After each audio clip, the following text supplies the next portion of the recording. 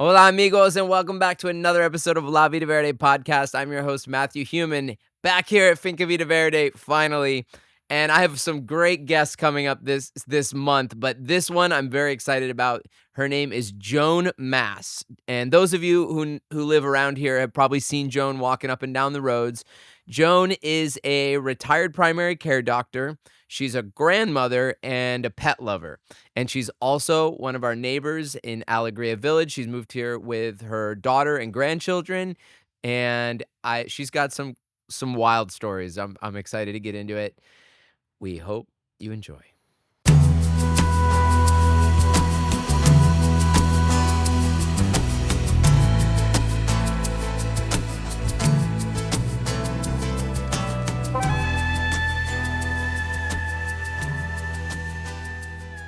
This episode of La Vida Verde podcast is brought to you by Guillaume Massage Therapy, offering pain-free relief at home, a most exclusive massage experience. Mention La Vida Verde podcast and receive 10% off your first treatment. Joan Mass, welcome to La Vida Verde podcast. Thanks. It's so nice to have you here. And you walked over from Alegria this morning. I did. I love that you're always up and down the road. Do you like walk every day? I walk with Patty, the neighbor, and we walk up and down here. We walk up and down other places. Yeah, you guys get around. We do. And have you always been like big in like getting out into nature or? Yeah, I mean, I've always liked getting out to nature. This is a definitely nature place. Uh-huh. Different than St. Louis. Absolutely. Getting very friendly with ants and bugs. Right. They were there first, my daughter said, so we should. You're right. Right. Yeah, well, we're learning to cohabitate with the nature here. But it's like this land has also been it's constantly in flux, like if the primary forest had just been left to grow, things would be different than it is now. And so we're constantly interacting. And anyways, it's beautiful. It's very nice to have you here. Yeah. And so I really wanted to have you. I think you're like, I don't have an interesting story. I'm like, as I'm starting to talk to you, I'm like, no, you have a very interesting story. You were born and raised in St. Louis, right? Yeah. And that was like what, like can we talk? The age? Yeah. Yeah. 47. 1947. Right after World War II. Right. And so Truman was president. Or almost. Yeah, Truman was president, right. And was your dad like he would have been that age, right? Yeah, he was definitely a Democrat liberal. And oh, really? So I think there's that famous story that they printed the Dewey one, and it was really Truman. There's pictures of Truman holding up the newspaper. Oh, that Dewey one, right? This is U.S. presidential politics, of course, in everyone's mind right now because of what's going on in the U.S. right now. Yeah. Yeah. Are you paying attention to it, or do you? I'm a little bit of a news junkie. Are you? And I'm prejudiced. I watched the MSNBC. Okay, so you're like watching PBS. The progressive liberal and PBS. Oh, and PBS. PBS is more. I find them hopefully they're more balanced, even, fair and balanced. Right. Okay, so you're born in the late 40s and you grew up in the 50s in St. Louis. What was it like back then? It was, kind as things were evolving as far as civil rights. I think I still remember separate drinking fountains for blacks. Segregation. Yeah, my older brother got involved and almost arrested at a bowling alley. My dad's an attorney. Oh. Yeah, because he did a sit-in. We grew up. We had a African-American black woman help raise us. Okay. And for like my whole life, she was like a nanny. There. Yeah, but really, she was the most even, stable person in your life. Yeah, because your parents both worked, or no? But my mother, she had like bipolar, but she didn't admit it, and it was difficult. Mental health back then was not very advanced. Yeah, I'm sorry. I learned. I'm sorry to hear that. I finally learned in college when I took a psychology course. Oh my God! That's my mother. That seems familiar. And you were born a twin. You had a twin brother. Yep. And so you grew up as twins, and that's okay. Yeah. Was that fun? Did you enjoy that? Yeah, that was great. You were close, I guess? We definitely were close. And Yeah, it was. I think that's why I like a little chaos in my life. Even the dog and cat on the bed, it was like I grew up in a room with someone kicking me. Right. It's That very makes sense, comfortable. right. Yeah. And he, when you said you were telling me that when you were in high school, he passed away. It was a bike trip. He was taking a bike ride with some friends, and a driver who apparently didn't have her license must have No. hit the accelerator instead of the brake, and Ugh. that was something that was affected me, and of course the whole Mm. class and school. Yeah, and your family, your whole Yeah. family, I imagine. Yeah, okay. And so you're still in St. Louis at that point. Yep. And and then did you decide you wanted to become a doctor like then, or was you Yeah, I think. what led to that? Well, when I was younger, I read these. I forget the name. Barton, the nurse books. Like people read series of books, and there was Nancy Drew, and there was a nurse series. Oh, So like I thought a nurse. I mean, women are nurses and men are doctors. right. But when David died, I just felt I had to somehow make up for it, and I did well in math, and so that opened a possibility. Uh-huh. Yeah. Did you yeah, like so yeah, I guess I'm trying to it just seemed like an opportunity. Yeah. Instead of being the nurse, I was gonna be the doctor. Yeah.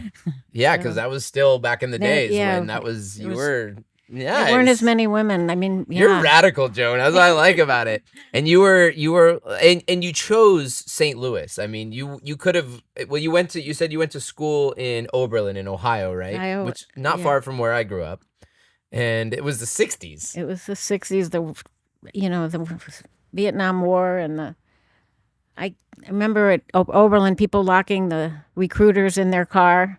They locked their recruiters I mean, they in wouldn't their let them car. out, and then Wash U. I transferred to Wash U. What's Wash U? Oh, Washington University. Where's in that? St. Louis. Oh, okay. St. Louis, yeah. And then, of course, we had shut down and stopped going to classes when they invaded Cambodia, and someone burned down the ROTC building. It was Right. definitely Yeah. a time. Yeah, that happened at Kent State. That's Well, where yeah, I told you I I was had the at Kent pictures State. of the woman standing there when they shot the students.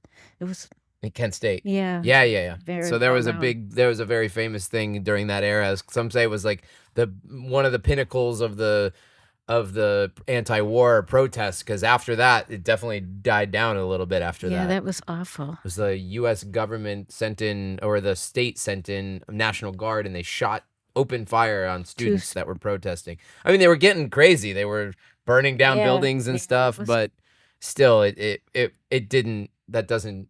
Right. Anyway. It was a different time. Wow. I know. It's so funny. It's so interesting. Like, I look at the 60s as this time of just insane change. Did you ever take psychedelics? My older sister was friends with one of the monkeys, Peter Tork. Your sister was friends with Peter Tork? Peter Tork went to college with her, and so I think that might have been the first time I smoked, but it was good stuff. You got stoned with one of the monkeys? Well, just with his dope. That's funny. That was He funny. brought from California, He probably. was doing a tour in St. Louis. The monkeys, I'm sure some of you younger viewers may not remember, but the monkeys were they were actually musicians, but they were TV. It was kind of like almost like a reality TV show. They would put these musicians together. They were actually musicians, but they were kind of like turned into this like thing that they really weren't. So that's funny that you had. Yeah. Wow, crazy connection. And then college, and I think I really forgot that I did dope until Dope. pot- I like that you even call it dope. well, Who calls it? We don't grass. What did they? grass, dope. You Those did were the days. a lid of dope. Right. No, these days we call it medicine, cannabis. Right. We try to take all the connotations away from it. But yeah, it was a different time back then. Right. Highly illegal. Yep. Yeah. Yeah. Yeah. No LSD. Nope, I didn't do it. Not yet. Not yet. New Year's, Joan. Oh, wow. All right. Okay, I'm just kidding Yeah. with you. So you went and where did you so you got your medical degree from Washington? And actually, I Oops. I got married and went to Boston and worked a couple years. Oh, you got before married. going. Oh yeah. Yeah. Okay, you have children, of Right. course. And went worked a couple years in a hospital and decided, well, I know, actually at Oberlin, the reason I left was I was flunking organic chemistry.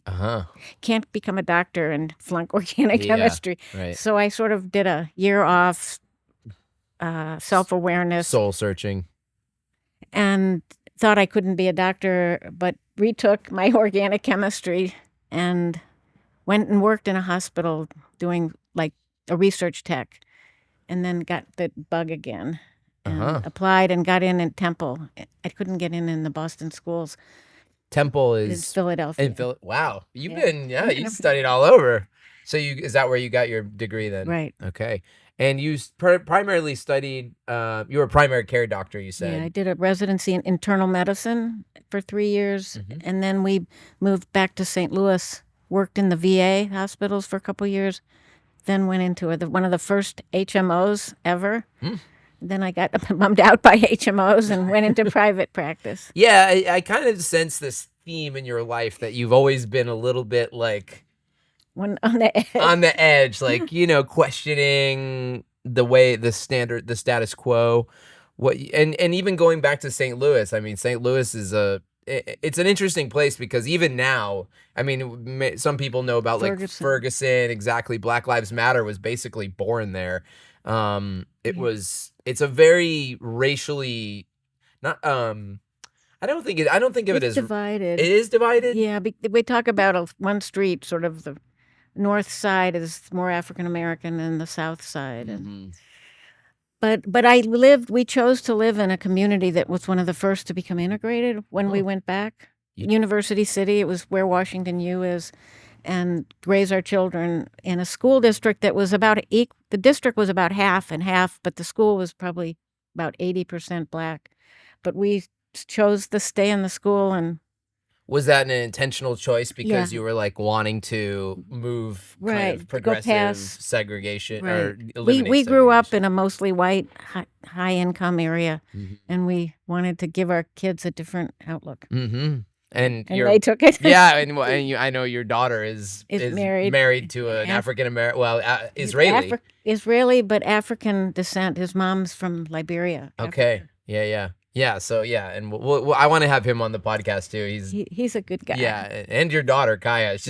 Your whole family is like characters. I'm like, I'd love to just be a fly on the wall in your house one day and like watch all the crazy stuff that goes on.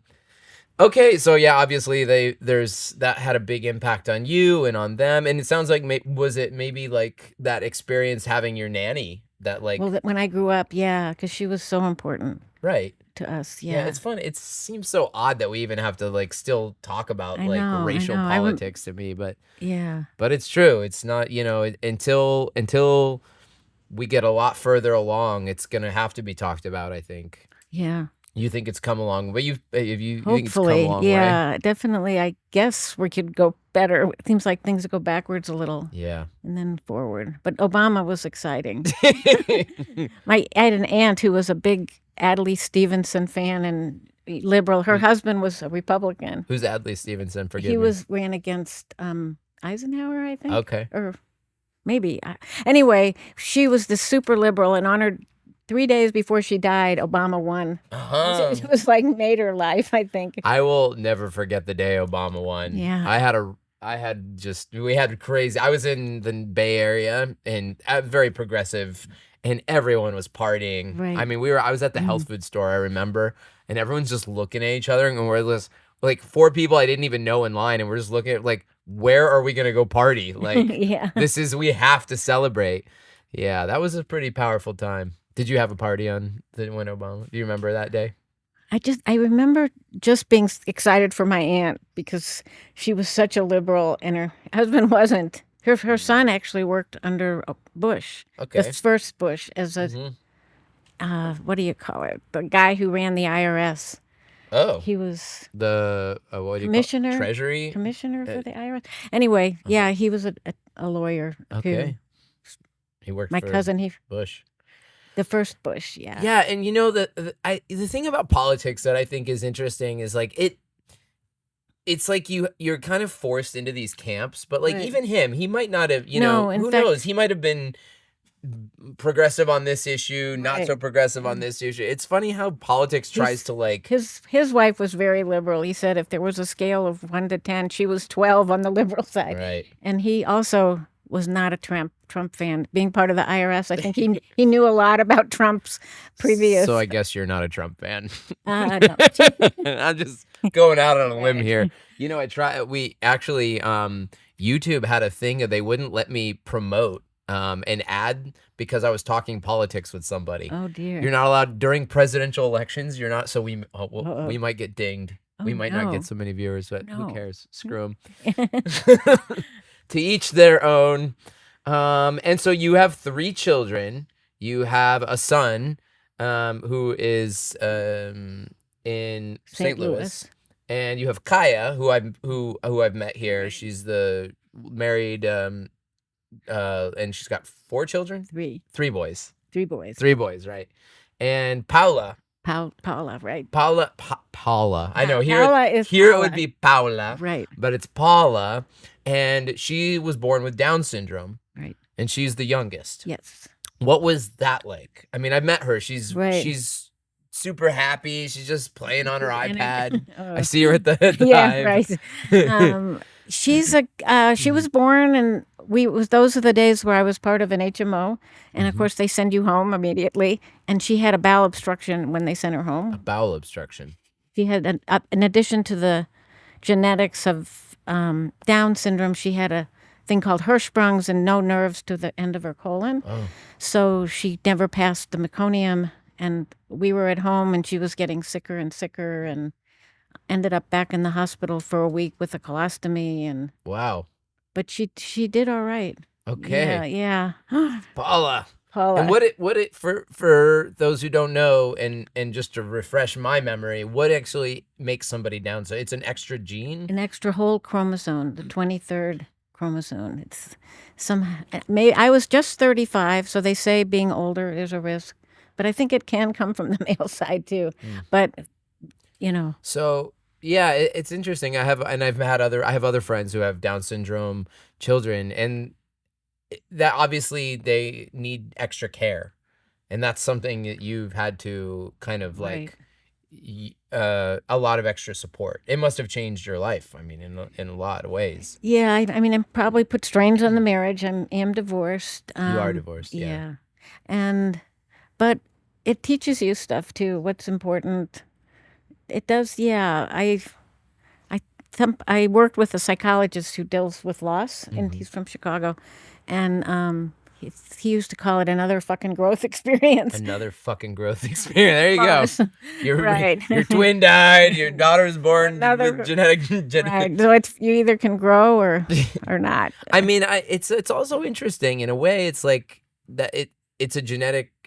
Is it an adaptation? Like, do they have a lot of studies like on what is Down syndrome? It's a very unique thing. Has it been around forever? I imagine it really has. They're doing studies because about half of the Down syndromes, maybe not quite that high, get early onset Alzheimer's. Oh. So Paula's in a study group. Okay. As part of Washington University, and right. And you raised money to send her back to, or so that she could be in a care home right now. That's where she's in at, right? a special 8 women, 8 men with developmental type disabilities. And she loves it. Oh, she loves it.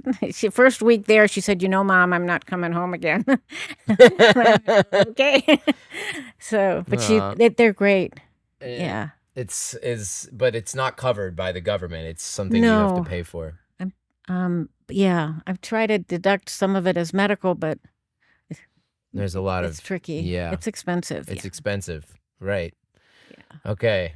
Yeah. Well, maybe some generous donor will want to keep Paula Mass. Paula Mass. Okay. Right. And you said she's very and I've met her. I've talked to her. She is very verbal. Like, I've talked to her. Right. And so and there's this kind of a spectrum with Down syndrome, right? Like. Yeah, like anything, but there's high functioning. Right. She's pretty much up there, I think. Yeah, she's always playing on her iPad. I love. She helps me figure out the TV and the computer. She does. Yeah. Okay. Well, maybe we'll have her on the podcast sometime. Okay. That would be really interesting. You told me tell us about your famous basement. Oh, You have a famous basement. my son grew up with Nelly, the rap singer. You're talking Nelly, like if you want if to you're come take a ride with me, smoke a nail in the back of yeah, my it's Benzie. hot out here. Take your clothes off. It's getting hot in here. I cover that song all the time. Right. Please bring Nelly down here. I want to meet Nelly. Well, anyway, so Nelly had spent a year in our basement when his family was moving. His mom worked in the fast food business. He lived a year in your basement. About maybe a little less. Because I think she moved out of the district and he wanted to stay with his buddies. Was he singing? Was he like No, rapping but back Jesse then? used to say Nelly's gonna become. Yeah, probably he was. Yeah, Uh-huh. there was other things talk about dope Oh, and yeah. going I on bet in my they house. smoked a lot of weed. Huh? We had police come to the door. And They're like, there's a strong odor coming from your basement. well, yeah, but and then there was and then Jesse in college, Ohio State, met. That's your son. Right. Lorenzo Styles was one of the football players, and he came to the Rams for at least a year. Didn't know if he was going to stay, so he stayed in our basement. And that was the year the Rams won the Super Bowl. Right. With Kurt Warner, and I got to sit with the family of the players. Wow. In the you were like stadium. his family at that time. Yeah. Oh, that's so sweet. Yeah, you kind of adopted all these like successful athlete, musician. That's really cool. I want to go live in your basement. Yeah. You were saying she was saying, yeah, we have a joke that if you come live in my basement, you'll make $1 million the next year. Get successful. Yeah, okay. Well, and okay, we already mentioned, yeah, you have a mixed race family. So you have 3 grandchildren. Does your son have children too? He has a daughter, also mixed. When he was living in LA, when Nelly was getting set up, he met a woman and she got pregnant as they were breaking up. So they aren't together, but we still see his daughter. I also want to just say, because I'm constantly trying to refocus my language. And even just saying mixed race to me feels kind of weird because I don't really believe in race theory. Yeah. I believe that, I mean, it seems like we've kind of come to understand that like people have different levels of melanin in their skin based on their genetic, where they're from. But beyond that, there's really... My son likes to talk about whites as low melanin people. Low melanin people, exactly. And he's low melanin people. Yeah. He's a low melanin person. Yeah. But he's obviously has a lot of high melanin friends. Right. Yeah, so I want to just walk that back and say, no, never use the word mixed race again, because we're all the same human race. Right. Yeah. And Costa Rica, this is so... Well, this came about because I was a physician and I really loved what I did. I felt competent in that arena. And when I retired during COVID, it was like, now what? Do you just wait around to die? And then my daughter was looking for an alternative community and learned about Alegria, showed it to me, and boom, I was sold. You were into it. Sight unseen. I bought the land, came out first time to buy it. And that's sight unseen. Yeah. Wow. But I got a good lot. It's a good lot. And nice neighbors. It's a great spot. Yeah. Right. You're right over there next to Nathaniel. Right. Up from the Hive, which is You got Paula and Wonka living over there right now. Yeah. And Brooke's gonna be there. Yeah, Brooke. Yeah. Right. Yeah, super cool. It's a cool little neighborhood. I love Alegria. I'm so happy that it attracted so many very cool people. Yeah, it's just been wonderful. Really, for an older woman who's thinking, limited more years. It's like a whole new life. Learn Spanish, walk, exercise. I was gonna say, I think your years may not be so limited because here you're getting more. If the lifestyle is definitely more conducive to healthy living. Is there?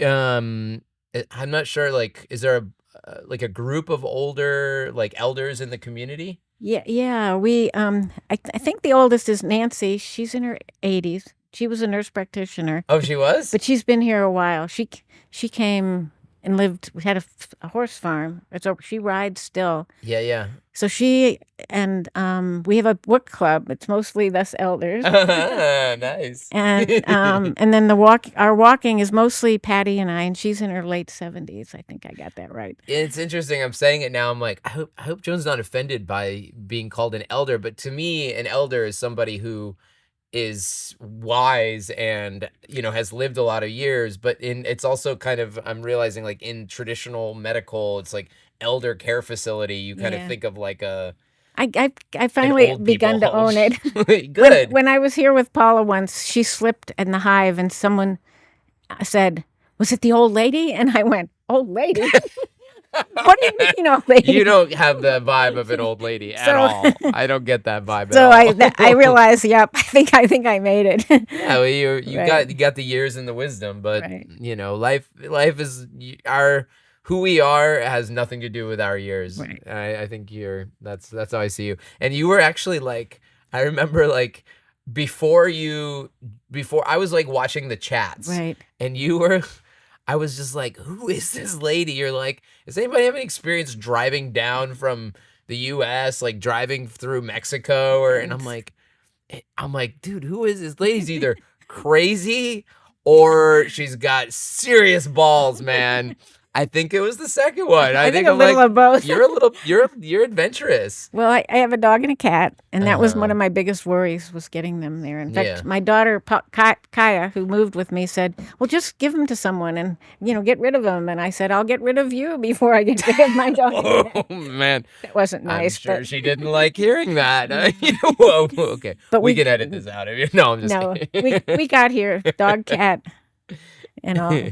Yeah. And so your pets are your family. Like they're like pets are amazing. And the boys love them. Her 3 boys. Mm-hmm. They're in my room at night saying goodbye. They're in my room before I wake up in the morning saying hello. Aw. So it's a good balance. And you guys live together. You live with your daughter and your son-in-law and your grandchildren. Right. And pets. And pets. So it's a big old family house. Yep. Is there a lot of like I mean, is it loud? Or is it pretty peaceful? We've had people from way up the hill say, "Yeah, we hear you guys." Can you guys keep it down? Yeah. How do you 3 boys? And Kaya, she's has a good voice when she's trying to tell them things. And they aren't listening. Yeah, well, But it's fun. I like it. So you like having all the little chaos. The vibe. Well, I'm on the downstairs, and there's 3 bedrooms. 3 upstairs. Okay, so you have your own kind of space downstairs. Yeah. Okay, and you have a rental unit too, right? We have a small casita. Yep. Is it full, or do you rent it? We rented some, and then Shimon, his mother, who was the African from Liberia, stayed there a couple months with Shimon's half sister. Oh, I met them. Yeah. So they are thinking about coming back. They're in Israel, they're actually in the States since the war.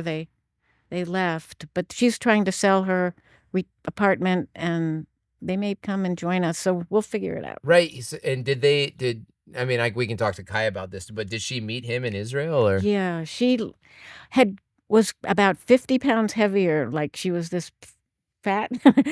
Kaya? Yeah, in her 20s. Taught high school in L.A. Met a group of African Americans who had gone to Israel to sort of reinvent themselves. They were vegan, like African Hebrew Israelites. Yeah, I've met some of those. They had in Cleveland and in Atlanta. There's a couple groups. And they have like restaurants that are vegan. Soul Vegetarian Kitchen. Right. Oh, I love Soul Vegetarian Kitchen. Right. So she came to Israel, broke up with a guy that she was, involved with, and spent a year with them. Lost like 50 pounds. Vegan. Wow. And she's vegan right now, right? Yeah, and she makes the vegan cheese. Right. Yeah, super good. Yeah. Well, we'll have to have Kaya and Shimon and the whole family and Paula. At some point we'll get everyone on the podcast. Sounds good. Is there anything just to you want to promote or say to our community of listeners and viewers? Thank you for being here. It's a great place. Yeah. Lots of fascinating people. Lots of weather changes. Yeah. Yeah, I mean, I just can't tell you how exciting it is. I recommend anyone who's retiring and doesn't know what to do. Join a community. Yeah. Join an eco village. Right. Well, Joan Mass, thank you so much for walking over here. Yeah. Still sweating. Oh, well, it's the lights. Right. This is La Vida Verde podcast. I'm your host, Matthew Human. We release episodes every Tuesday on YouTube. We're also on Spotify and Apple Podcasts. I want to say a big thank you this week to our sponsor, Guillaume Massage Therapy, a most exclusive massage experience. Mention this podcast and get 10% off your first treatment. I also want to say thank you to Eco Teas for keeping me charged with the yerba mate. If you want to support this podcast, we really, really, really would ask you to go to our Patreon. $5, just it helps us pay the bills. It's really helpful to us, and it's a great way to also get extra content. We release kind of special content with certain guests, behind the scenes stuff as well. We are on Instagram at Finca Vida Verde CR. We're on Facebook, Finca Vida Verde, fincavitaverde.com. Get ready for New Year's. Our Monkey Medicine, 4th annual Monkey Medicine New Year's party is going to be happening here at Finca Vida Verde this year. Tickets will go on sale soon, so stay tuned for that, and we'll see you back next week. Pura vida. Pura vida.